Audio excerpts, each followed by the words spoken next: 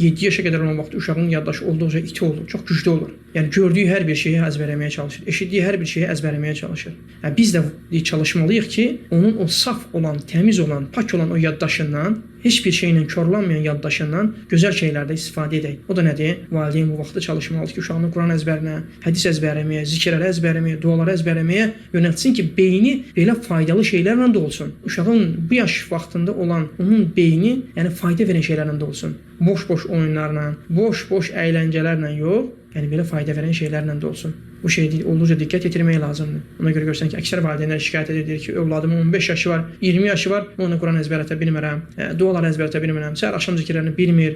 Səbəb də nədir? Səbəb də ki, lazım olan vaxtı, lazım olan tərbiyəni verməməkdir. O da onun səbəbidir ki, böyüyəndə də valideynin sözünə qulaq asmır uşaq. Lazım olan vaxt, yəni birinci mərhələdə, 7 yaşa qədər olan mərhələdə doğru düzgün şəkildə tərbiyəsi ilə məşğul olsaydı valideyn, böyüyəndə də bəhrəsini görərdi.